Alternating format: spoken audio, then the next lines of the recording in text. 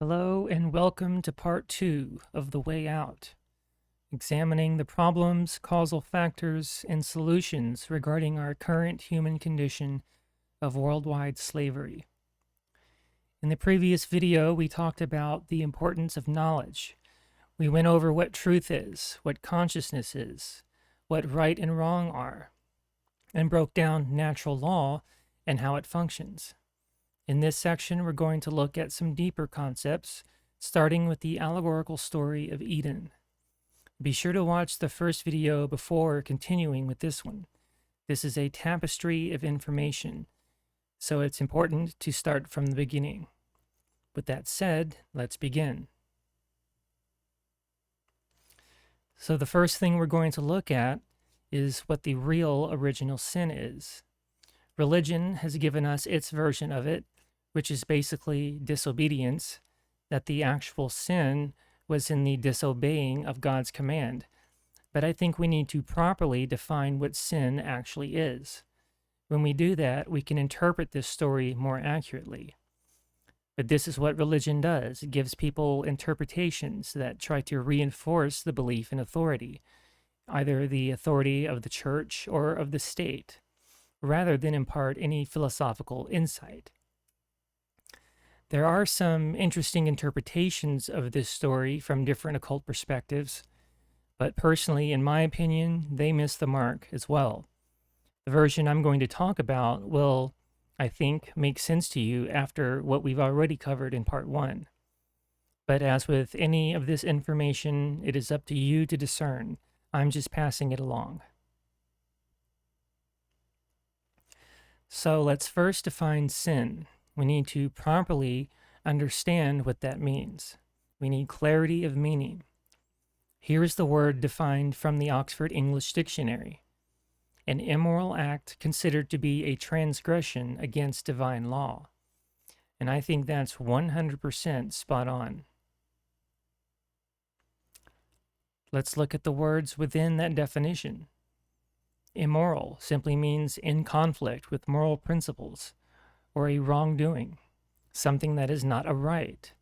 If it's something that causes harm to another sentient being, then it's not a right. That's what an immoral behavior is. The word transgression means an act that goes against a law or an offense. And what most religious people consider sin to be in the world are largely false notions. They are not actions that harm others.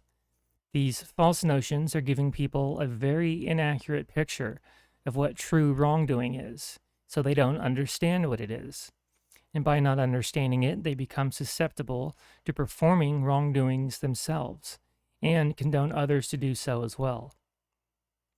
Also, as an aside, in esoteric tradition, it is understood that the moon is connected to the emotions and the nervous system, and in some ancient Mesopotamian cults, they worship the moon, and they called this moon god Sin.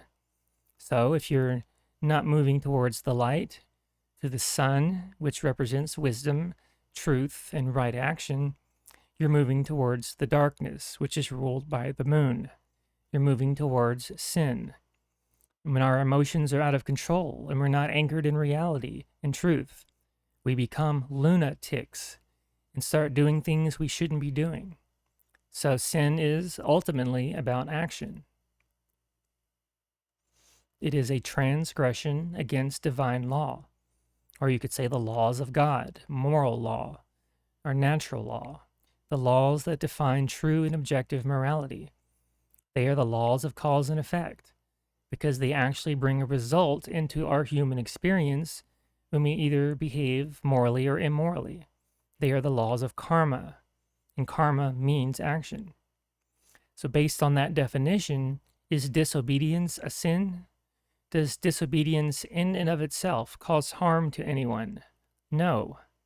Even if you were told to save a drowning child in a well and you refused, it isn't in the disobeying of an order that allows the child to die. It's your own lack of conscience. If you have enough conscience to do the right thing, it doesn't matter what someone commands you to do. If you don't have conscience, you'll have no problem obeying anything. and therein lies the problem. Now, before we get into the Eden story, we need to understand what an allegory is, because this story is allegorical. An allegory is a form of art, whether it be a picture or a story, which gives its meaning through the use of symbolism. It is an extended type of metaphor. When used as a literary device, a writer may use an allegory in order to convey a message which is often based on morals, history, spirituality, or other such subjects. The word allegory derives from the Greek allegoria, meaning veiled language or figurative. In other words, language that is implying an idea or a concept. So there's a story being told on the surface, and we can either take it literally and historically, or try to decode a deeper meaning. And we have a bad habit of doing the former and taking things at face value, and a lot of meaning gets lost that way.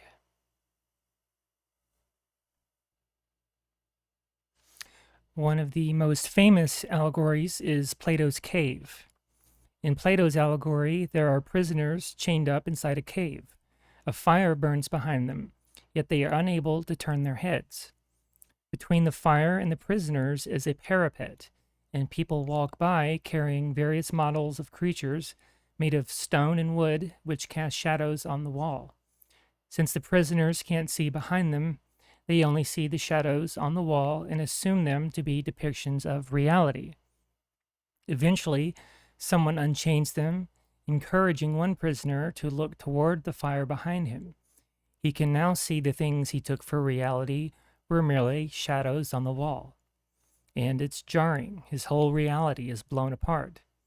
And this is why it's hard for people to hear the truth. I believe it's called ontological shock. At first, this revelation is overwhelming. But in time, he comes to accept that the sun is the true source of light and cause of the seasons. He feels sorry for those who choose to remain in the cave, content to believe that the shadows are real. He now knows there is no going back to his old beliefs. His perception of the world has changed forever. He can't rejoin the others and teach them the truth, as they would resist his attempts and would sooner kill him than be free. Sounds familiar, right? That's what I'm trying to do here, to show you what the shadows on the wall really are. When you look behind the surface narrative, you're guaranteed to find a deeper meaning. Sadly, many people are too scared to do that. They're afraid of losing the meaning they've given to it, or that their church has given them, or feel it would be blasphemous.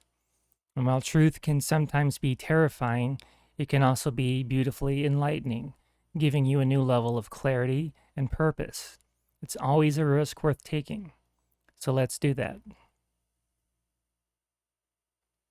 For this story, we're going to ask these 6 questions. What is the Garden of Eden? What is the tree of the knowledge of good and evil? Who were Adam and Eve? What is the serpent? What did eat of the apple mean? And what really is the original sin? And some of you might say the answers are obvious. But think about what Rabbi Maimonides said.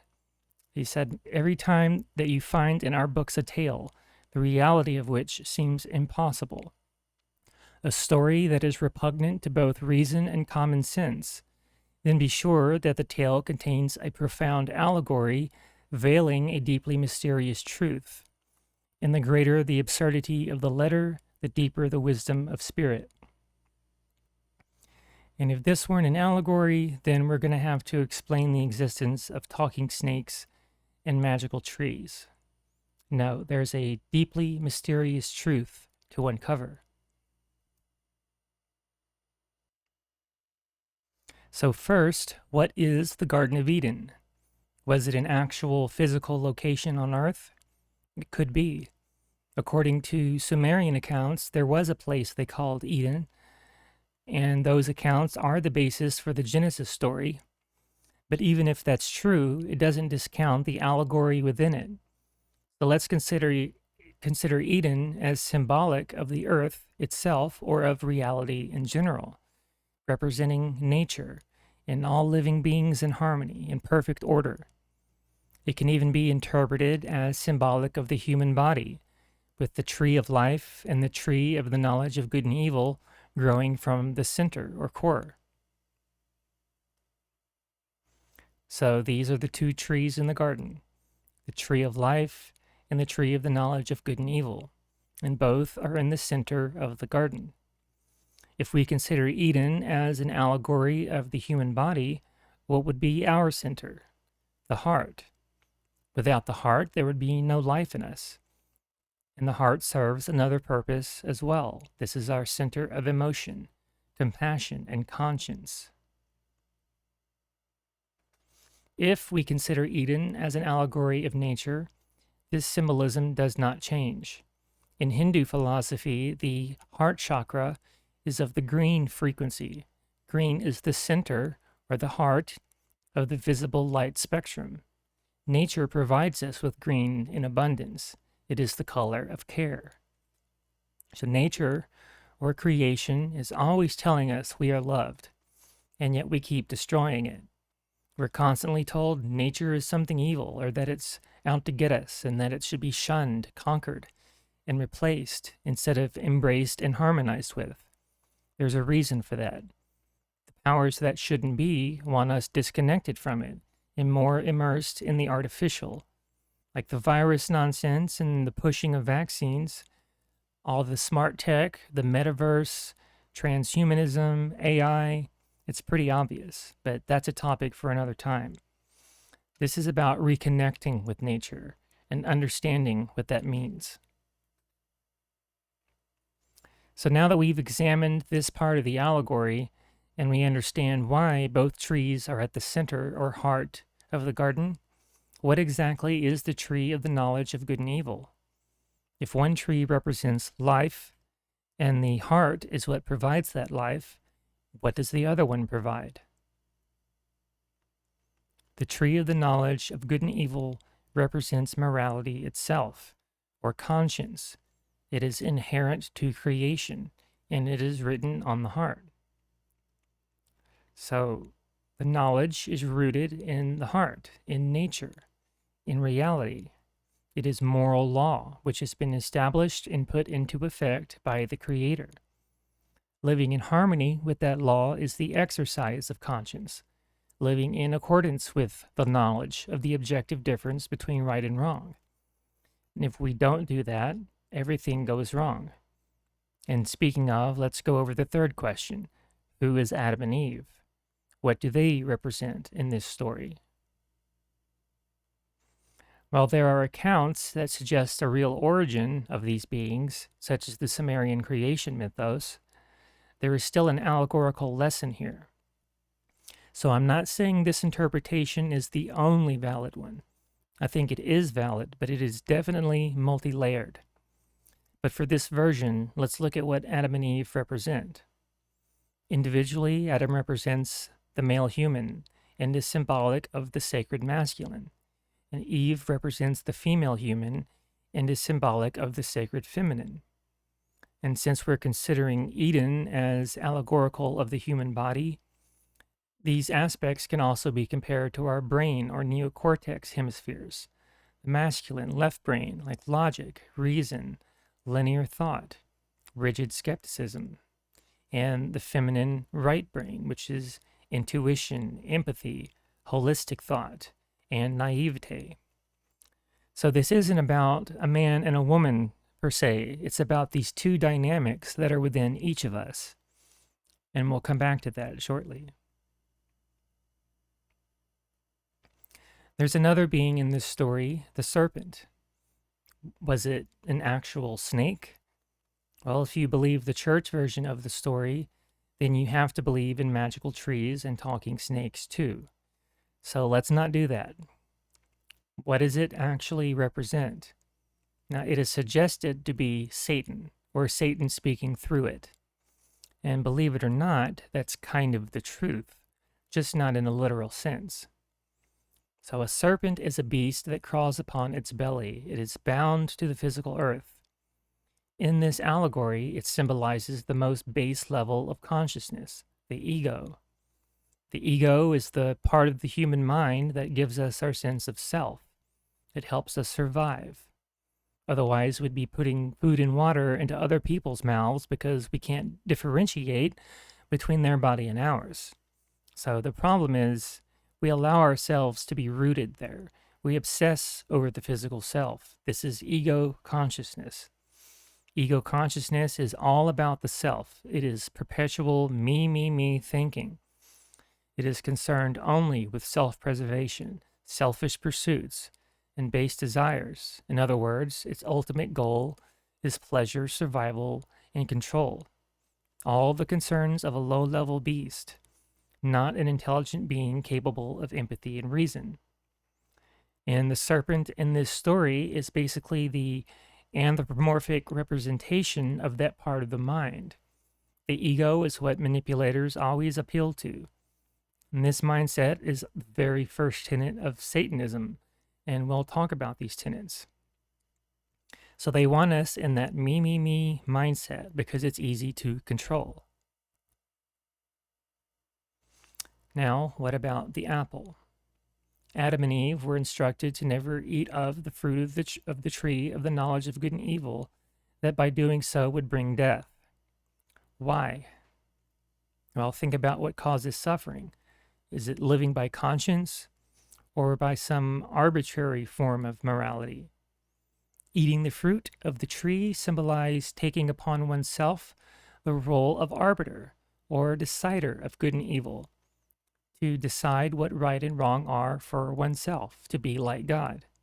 In other words, to be your own author of moral law, which human beings cannot do. We cannot make up what right and wrong are, yet we think we can and end up causing harm. The serpent then proceeds to deceive Eve, the sacred feminine, telling her, "You won't die, you will be like God, knowing good and evil." And I would say the word knowing in this passage has to do with conceiving, having formed within the mind, not the common meaning. So the serpent is preying upon the gullible, right-brained aspect, just like the ego does. Come on, do it. It'll feel good. Don't listen to them.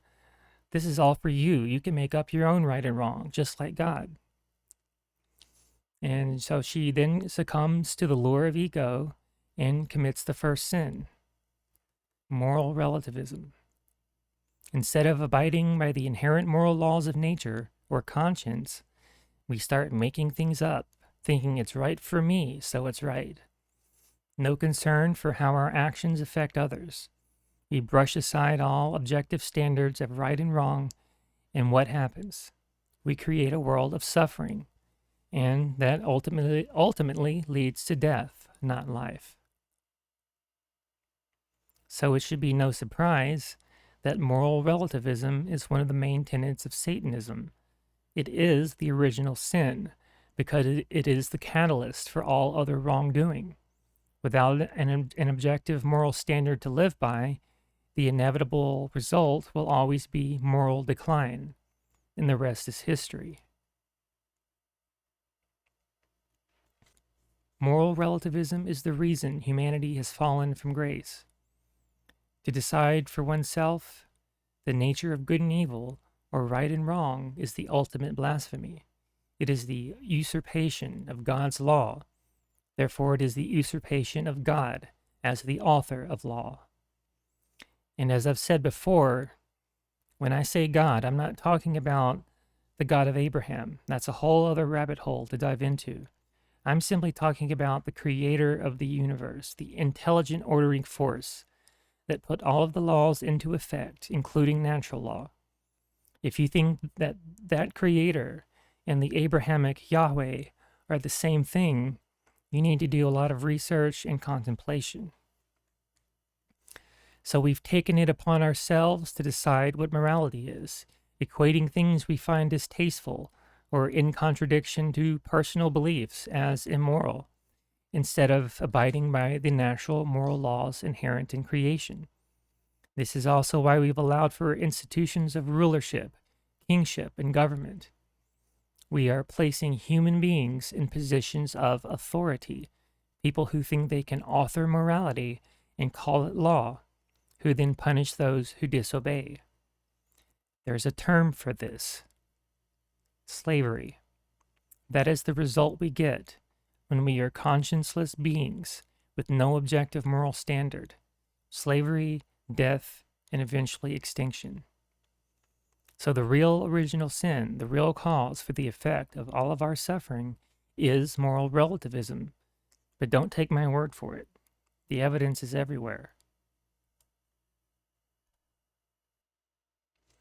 Now, allegories like the Garden of Eden are a form of occult knowledge. That's kind of what you'll see a lot of in esoteric or occult traditions. It doesn't give you dogmatic statements and decrees. It gives you symbolism, allegory, and archetypes that you need to work out at a deeper level in order to learn important philosophical lessons.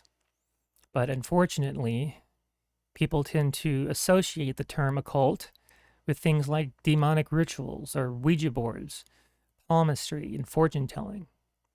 This kind of obfuscation is deliberate.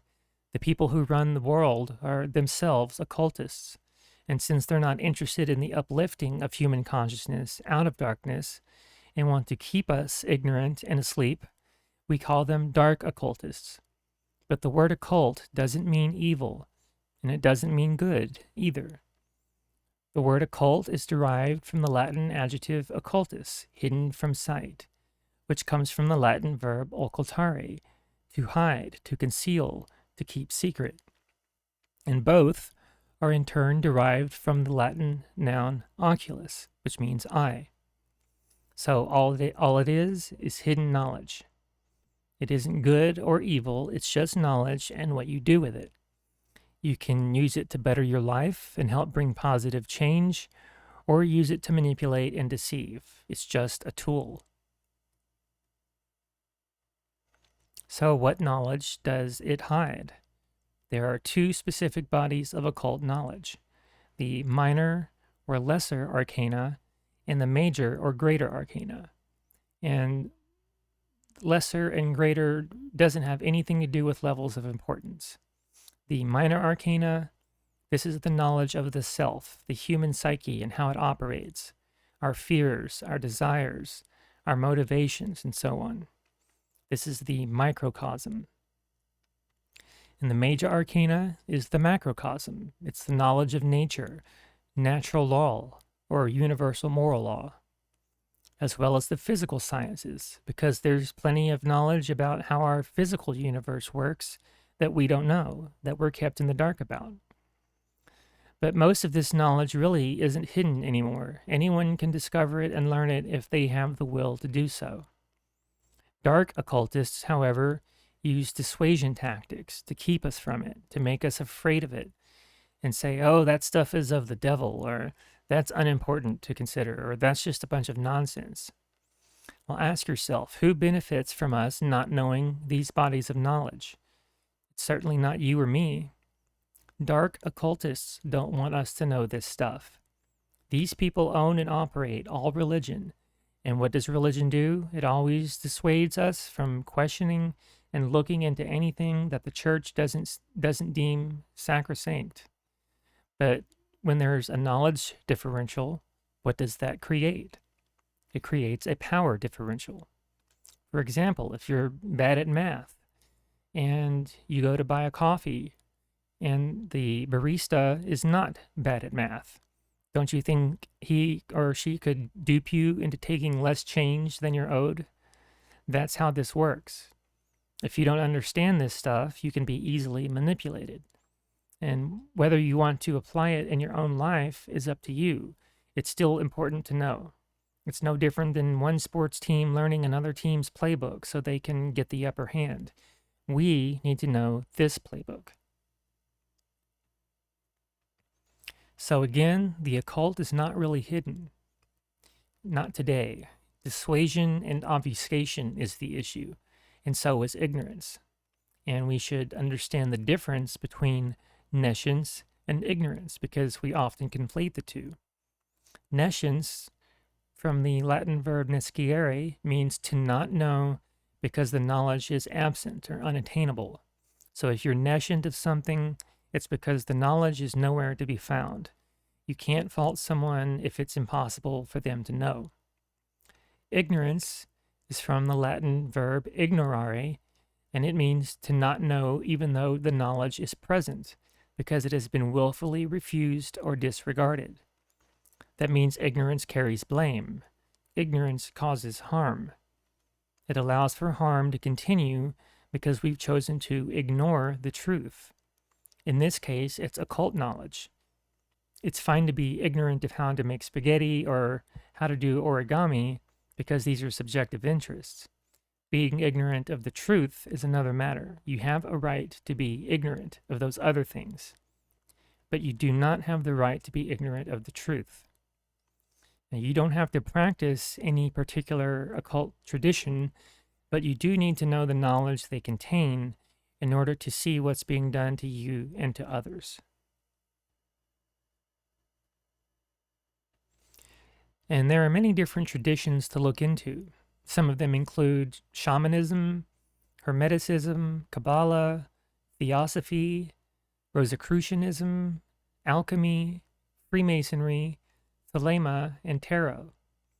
And it's not the specific practices and perspectives of each tradition that are important. It's the core philosophy that they all share. They all pretty much teach the same things in different ways. They teach the minor arcana and the major arcana, the knowledge of how the psyche works, of how the laws of the universe work, and how those two dynamics work together. And if you don't understand any of it, you're a dark occultist's dream slave. So look into these traditions.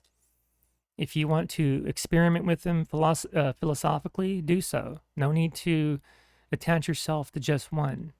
Mix and match. Use your intuition. Use the trivium. This is called syncretism. Explore and learn, and you'll start to see things unfold around you.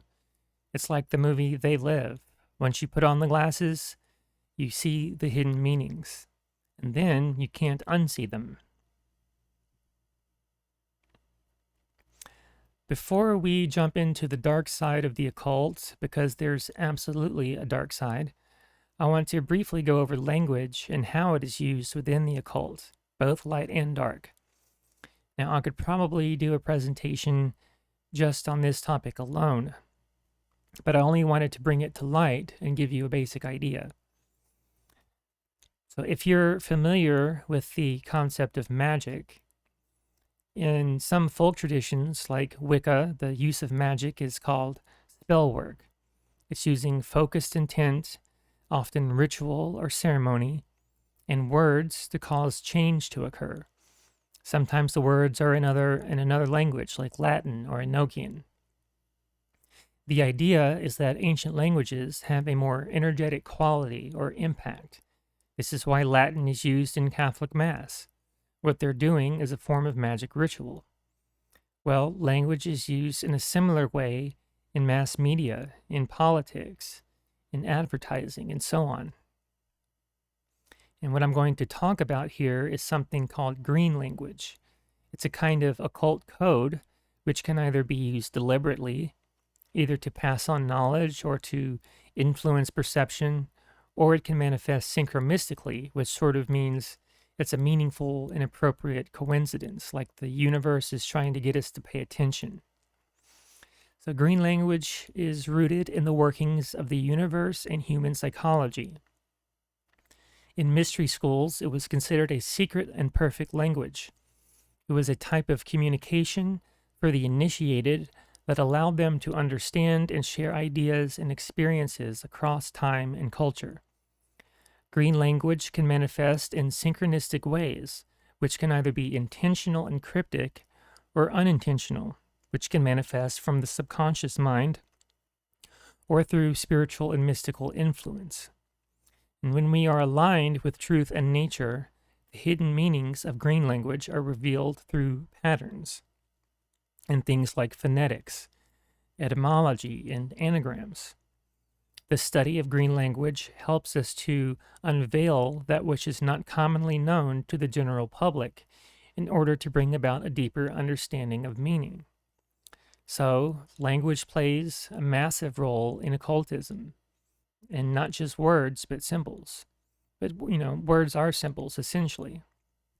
Our conscious mind understands the written word, but the subconscious understands the subtle layers and hidden meanings. So if we understand how green language works at the conscious level, those hidden messages will be much clearer. We'll either be able to see greater meaning in the seemingly mundane, or we'll be less susceptible to its influence if green language is being used to manipulate. And here are some simple examples of green language in some of our common terms. All you have to do is break down a word phonetically, and sometimes that also requires changing vowel sounds. So believe, believe. Remember, truth isn't something you believe. Truth is known. Lies are meant to be believed. So don't be like Eve. Don't believe the lie and eat the fruit. Culture. Just flip the letters around. You're a cult. People behave like cultists when trying to protect their traditions and beliefs. Culture is cultish. Energy. The inner G, as in the generative, the creative force within. Money. Mon as in mono or one, and EY as in I. So what's on the dollar bill? The one I. Remember what I said about the I in the last video? The I represents consciousness, except money is the false I, the proxy that they give us in place of our true currencies, time and attention. If you're paying attention to truth and spending your time learning it, what do you get? True income, true value, true wealth in the form of knowledge. Universe. Uni as in singular, and verse as in speech or song. So the universe is one voice, one song. All things are energy, vibrating and resonating. Matter. Ma, like hey ma, like mother. And terra, terrain. Earth. So ma ter, Mother Earth. Imagination. So I, like you and I, or I and mage. So an I mage whose I or consciousness is switched on, a conscious being who can envision reality, envision possibility, and create. The dark occult also uses green language as a means to covertly communicate with each other through things like occult mockery, and or to program our subconscious mind through subliminal and subversive symbolism, which would be the abuse and inversion of green language. But if we understand it, we can see through it. So what do these words reveal? Police, pole ice. So pole as in polarity. The poles of consciousness are frozen. Pole eyes, only seeing in black and white, no nuance. Pole lies, like being a double crosser. Appropriate, right? Military, just change the vowel sound. My, light, awry. There's no light in them, no knowledge, no conscience. Officer, off eye seer. Their consciousness is shut down. Again, no nuance, just black or white perception. Of I sir, like yes sir, alluding to authority. Soldier, soul as in solar, the sun, a dying sun, whether it's S-U-N sun or S-O-N sun, the light in them has died. Soul as in alone, dying alone. Soul dire, like death of the soul, the spirit.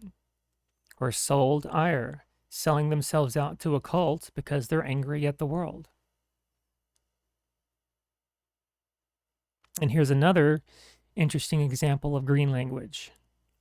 As someone who plays video games, I came across this consulting firm called Sweet Baby Inc. when looking into some game news.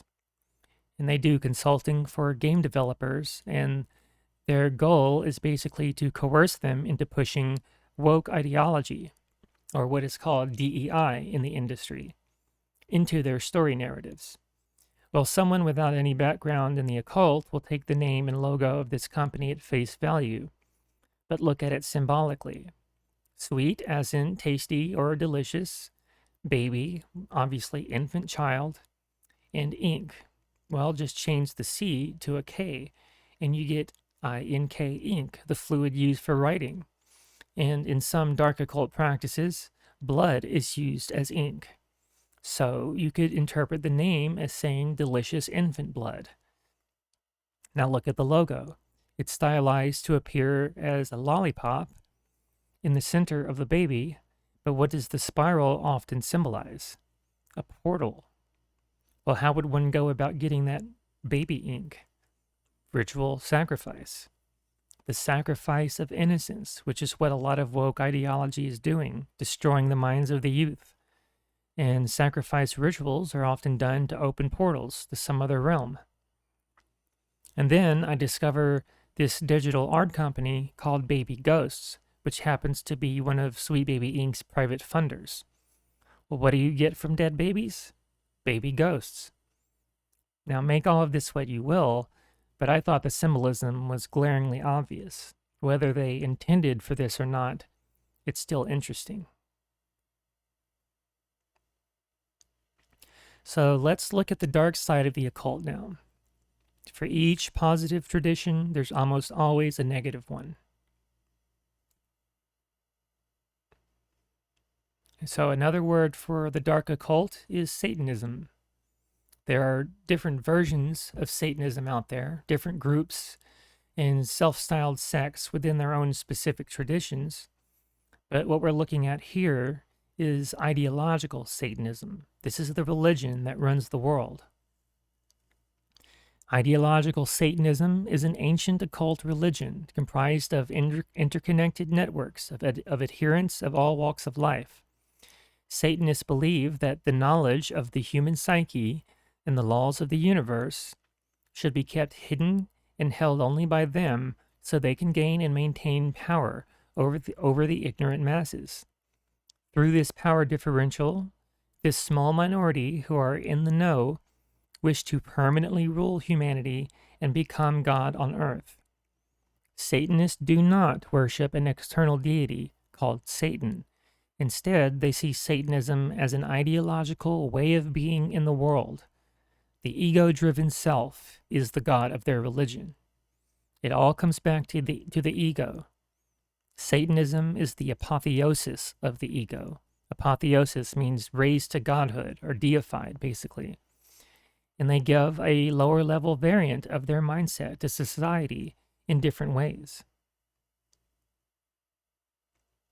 And these are their main tenets: egotism, or self-preservation as the highest goal, moral relativism, social Darwinism, and eugenics. Let's look at each one. Egotism. The first tenet of Satanism is the dictum that self-preservation is the highest law.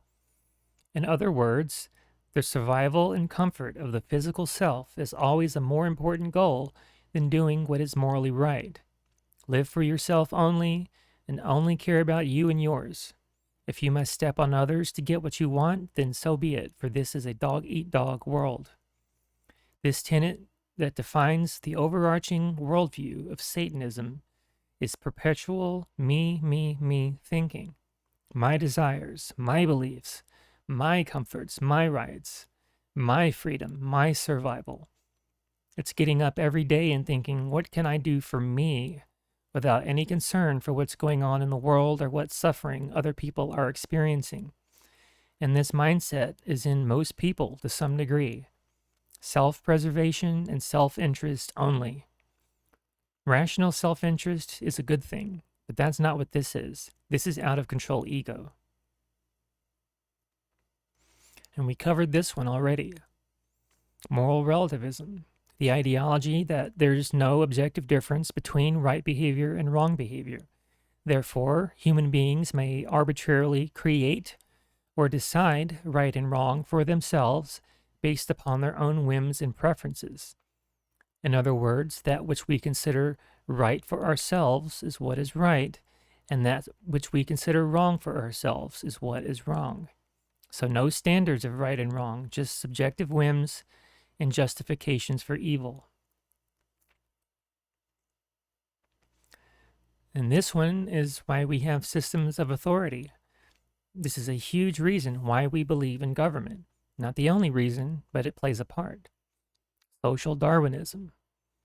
The extension of the theory of Darwinian macrobiological evolution into human society. The proponents of Darwinian theory postulate the notion of the survival of the fittest animals, meaning that the animals who are the most dominant will rule their social strata. Applied to humanity, this theory puts forward the notions that 1. It is the natural order, and even desirable, for human society to be ruled by the most dominating and vicious humans. And 2. That such humans' genes are the reason they acquired and maintain their positions of power. And it's also the mindset behind things like racial superiority, that one's genes somehow make them better than someone with different genes. So this is another mindset that many people have. The belief that some people have a right to rule and dominate because of their fittest genes. And this leads into the final tenet. Eugenics, or dysgenics. The social ideology which advocates the promotion of higher rates of sexual reproduction for people with traits and characteristics desired by its proponents or ruling class, and increased rates of sterilization for those with undesired traits and characteristics. This tenet brings Satanism to its ultimate conclusion, or final solution. Since man is God and he gets to make up what right and wrong are, and since it's simply the natural order for the most ruthless of humans, whose genes are the fittest, to rule the rest of the human herd, then that elite class of human beings in the highest positions of power have every right to decide who is allowed to live and procreate and who must die. In other words, we must cull and destroy the undesirables. And I've seen this mindset expressed on both sides of the political dialectic. Destroy all whites, or all blacks, or all Jews, or all gays, and so on. It's appalling. Satanism is a mindset. The first Hermetic principle of natural law is that all things begin as thoughts, all is mind. This extends to the macrocosmic law. As human beings think in the aggregate, so shall be the quality of their collective experience on earth. If the slave masters can give a lower level and far less informed variant of their own mindset to those they wish to rule, it becomes much easier for them to control the masses. And that's what they've done. Satanism is the religion of the world, and most people subscribe to it on some level. It's a mindset above all else. It doesn't matter if they're conscious of it or not. One can be a Satanist and never know it.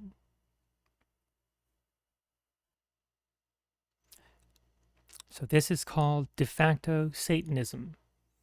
They are satanic in their actions, in their deeds. They might claim to be Christian or awake or whatever, but their actions tell a different story. So most human beings have become de facto Satanists. De facto means in deed or in action, and is often used to describe someone who represents or embodies something in action without that person necessarily claiming to be that thing in words. And we have largely taken on the satanic mindset, engaging in those four tenets in some way. Largely. Not everyone, obviously, but the vast majority of us have. And here's some examples. Only thinking about you and yours. So no concern for others who aren't in your immediate family or social circle. As long as me and mine are comfortable, who cares? Always wanting immediate sensate gratification. So the obsession with pleasure, not being able to delay gratification to serve a higher purpose. Seeing human beings as the only higher power. So there is no spirituality, no higher power, just man and his ego and whims. The ego is arbiter of right and wrong. So the ego is king, and morality is what I say it is. The belief that humans are just other animals. That we're not special or unique. We're no different than the lion who hunts the gazelle, just carnal creatures with no purpose other than to survive. False beliefs about human nature, that we're inherently evil or greedy or selfish and we can't help ourselves, and so on. Such nonsense. Belief in authority and master-slave hierarchy, that we need to be ruled and dominated by the so-called fittest people. Not caring about freedom in the presence of tyranny. More self-centeredness, as long as I get what's mine and have my comfort zone. Always doing what's easy instead of what's right. Not willing to make sacrifices or step out of that comfort zone to do the right thing. It's cowardice, basically. And the what's in it for me mindset. The mindset of if I get nothing out of it personally, then I'm not doing it. No material reward, no effort. So let's look specifically at the immoral behaviors within left-wing politics. Belief in and condoning of authority or slavery via socialist or communist statism. Focused on collective common good over individual rights. No concern for the freedoms or rights of others who are not of their collective political views or lifestyles, belief systems, race, or culture, often enacting violence against those groups. Obsession with attaining special rights over others based on things like sexuality, gender, and race, often through coercion and appeals to authority. Believes worldview and or physical violence is justified if they do it. Murder, assault, theft, censorship, destruction of property, and so on. And now the right wing.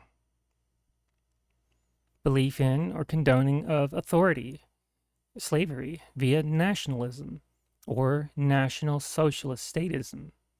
Of course, they won't see it as a form of socialism, but it is. Focus more on selfish concerns over the true common good. And the true common good is, of course, sovereignty and equality of rights under natural law. No concern for the freedoms or rights of others who are not of their collective political views, lifestyles, belief systems, race, or culture, often enacting violence against those groups. And for both parties, it's usually those who take more extreme measures who engage in the violence, but the rest of the people will either condone it or turn a blind eye to it. Embraces the notions of illegals and border control, the unrightful restricting of other sovereign beings from exercising their right to travel and live where they choose. And we need to differentiate between this natural right and governments using force association methods to create disruption. We can't equate these things. And they want us to do that. They want us to cheer for this kind of violence. It's a divide and rule tactic. And believes worldview and or physical violence is justified if they do it. So understand that I'm not saying every individual within these political sects thinks this way, but most do to some extent.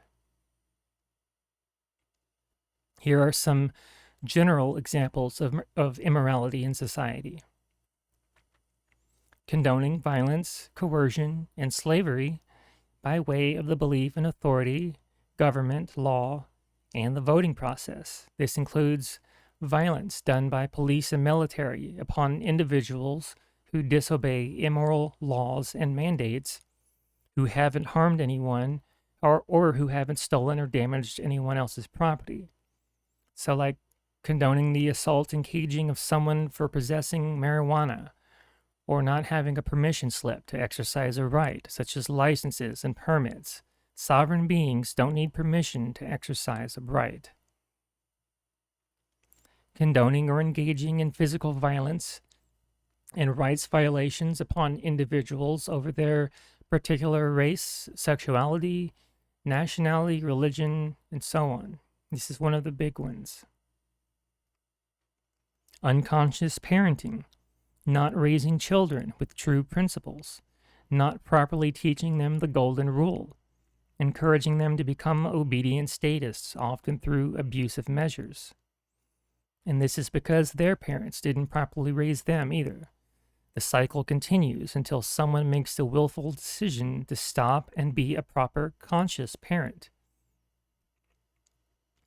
Willful ignorance of truth, choosing false beliefs, personal feelings, insensate pleasures over what's true and right, which allows for evil to continue to operate unchecked and unchallenged. To willfully ignore the truth is an immoral action because clinging on to falsehood allows for more wrongdoing to continue in the world. Ignorance of truth always leads to harm. And the caging, torture, and slaughter of innocent creatures, whether for pleasure or food. Carnism is a religion based in violence, and what we do to others will always be done to us on a larger scale. The only life you own is yours. Therefore, you have no right to take the life of others. The only exception to this is in self-defense. And I know a lot of people will disagree with that last one, but think about it. To eat the dead flesh and blood of a sentient being who did no harm to you is, to me, 100% a satanic practice. And we've normalized it. And that should tell you something about our level of conscience as a species. In extreme survival conditions, killing an animal for food would be our only option. But we're not in that condition today. We have more moral options, so we have to make moral choices. The least amount of harm we can cause, the better. So overall, Satanism and dark occultism in general is about selfishness and egotism. They want to create a me society, which they've done. Moral relativism, they want us to abandon an objective standard of right and wrong, which they've done. Social Darwinism, they want us believing human beings are the pinnacle of creation, that we're just other animals, and those who are fittest get to rule. And they've done that. Eugenics, they want us in conflict and destroying each other over our differences to diminish population size. And they want us completely disconnected from our spiritual nature. They want us to be like them, but dumber and more subservient. And they're getting it done.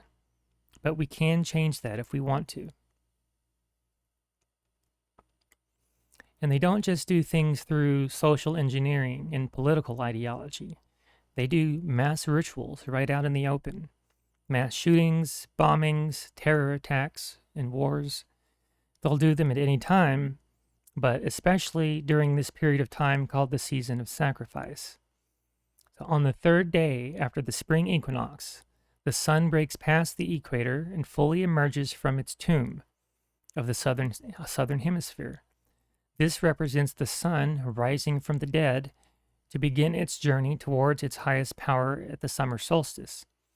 In sun-worshipping traditions, animal and sometimes human sacrifices were offered during the 40 days between the spring equinox and May Day, or mid-spring. This is the planting season, and the sacrifices were made to the sun and the earth to ensure a bountiful harvest. The 40 days between March 22nd and May 1st are the occult season of sacrifice.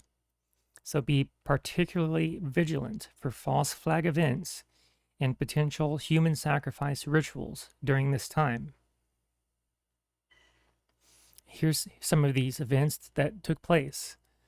The sinking of the Titanic, the assassination of Martin Luther King, the Waco Massacre, Heaven's Gate cult suicides, Columbine high school shootings, the Virginia Tech Massacre. Some more recent ones, the Westminster attack, March 22nd, Nashville, Tennessee Waffle House shooting, April 22nd. Denver, Colorado East High School shooting, March 22nd. The Moscow City Hall concert attack, March 22nd. And even recently, the Pahalgam, India attack was April 22nd. Now, you could say some of these are coincidental, but when you understand how these people think, how they operate, and what knowledge they have, it stops looking that way. So that concludes part 2. We looked at what the real original sin is. We did a brief overview of the occult and the dark occult ideology behind the control system. And in the next video, we'll be going over their tactics. So I hope that you will check it out. So thank you for your time and attention.